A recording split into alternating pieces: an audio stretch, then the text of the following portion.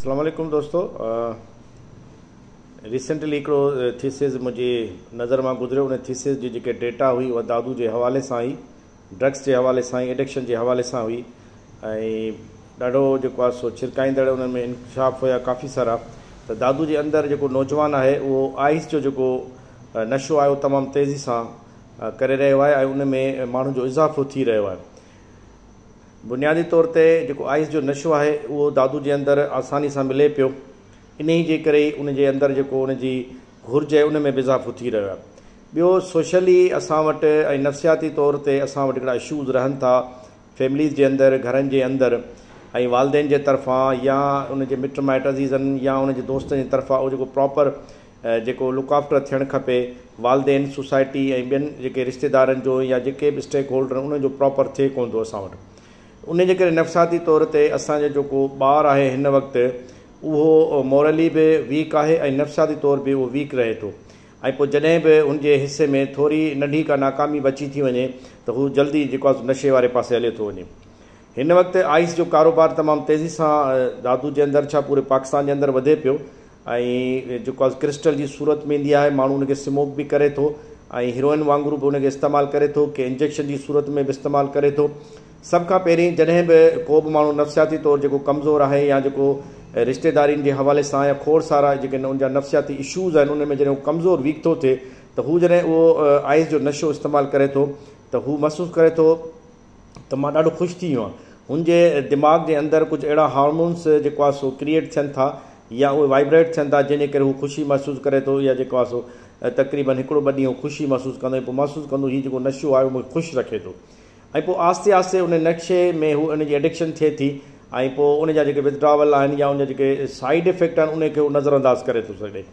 त वक़्तनि पहिरीं टाइम ते त हुनखे महसूसु थिए थो त हू ॾाढो जेको सुठो नशो आहे, हुन सां हुनखे ख़ुशी महसूसु थी थिए ऐं हू ख़ुशि थिए थो ऐं हुनखे पोइ कंहिंजी परवाह नथी रहे। उन हवाले सां हू आहिस्ते आहिस्ते हुन में एडिक्शन अची थी वञे, पर बाद में जॾहिं उनजा मुज़र असरात अचनि था ऐं उहो नशे जी जेकी उहा लिमिट आहे उहा उन वधी थी वञे, उहा ख़ुशीअ जा जेके लम्हा आहिनि उहे तमामु घटिजी था वञनि ऐं हुनजे अंदरि हिकिड़ी चिड़चिड़ाहट पैदा थी थिए ऐं हुनजे अंदरि जॾहिं इन्हनि शयुनि जे वठण लाइ पैसो ॾोकड़ न आहे त हिकु त क्राइम वारे पासे वञे थो, चिड़चिड़ाहट वधी वञे थी, पीउ माउ सां उनजो रवैयो तल्ख़ थी थो वञे, सोसाइटी में उनजो रवैयो तल्ख़ थी थो वञे ऐं हू आइसोलेशन जो शिकार थी थो वञे। हू आख़िर में वञी कंहिं कुंड ते वेही थो रहे ऐं पोइ गैर जेको आहे सो क़ानूनी तरीक़नि सां पैसा हथु करणु ऐं उन नशे जी जेको आहे सो एडिक्शन पूरी करण लाइ हू अलाए छा छा थो करे, उहो तव्हां सम्झी सघो था। त बुनियादी तौर ते इन सभिनी शयुनि खे जेको आहे रोकण लाइ हिकु त जेको आहे उन सभिनी इदारनि जो कमु आहे, सिक्योरिटी इदारनि जो कमु आहे त उहो जेको नशो आहे दादू जे अंदरि न मिलणु खपे। पूरे सिंध जे अंदरि, पूरे पाकिस्तान जे अंदरि न मिलणु खपे, पर स्पेशली दादू जे अंदरि न मिलणु खपे, छो त जेकी रिसेंटली डेटा आई आहे उन हिसाब सां दादू जे अंदरि इन नशे जो इस्तेमालु तमामु घणो आहे ऐं आइस जो जेको मिलणु आहे उहो तमामु आसानु थी वियो आहे। मुख़्तलिफ़ जॻहियुनि ते ऐं नाला हिते डिस्क्लोज़ नथो करणु चाहियां, पर मुख़्तलिफ़ जॻहियुनि ते जेको आहे सो नशो आराम सां मिले पियो ऐं नौजवान यूथ खे मिले पियो तमामु आसानी सां। उनजे करे उनजो जेको इस्तेमालु आहे उहो वधे पियो ऐं मायूसी ऐं नफ़सियाती तौर ते वालदेन, सिविल सोसाइटी ऐं ॿियनि रिश्तेदारनि, दोस्त अहबाबनि जे तरफ़ां जेके रवैया आहिनि उहे जेको आहे सो उन्हनि जे अंदरि टांटिंग घणी आहे ऐं उनजे अंदरि जेको आहे सो अहसासु न आहे त इहो हिकिड़ो नफ़सियाती इशू आहे असांजे समाज जे अंदरि, सोसाइटी अंदरि, जंहिंजे करे उनजा हिकिड़ा तमामु मुज़र असरात आहिनि। त महिरबानी कयो दादू जी सॼी सिविल सोसाइटी खे, स्पेशली SSP दादू खे, DC साहब खे, उन सभिनी रेलेवेंट माण्हुनि खे जिन खे इन ते कमु करणु खपे, इन शइ खे बंदि करणु खपे ऐं स्पेशली उहे माण्हू जेके ई नशे जे कारोबार में मुलवस आहिनि ऐं उहे कारोबार कनि था, उनजा पंहिंजा औलाद बि बदकिस्मती सां उन नशे में मुलवस आहिनि, उनजा पंहिंजा ॿार बि उन नशे में मुलवस आहिनि, उहे पाण बि ज़लील ऐं ख्वार पिया था थियनि। त दादू जे अंदरि हिन वक़्तु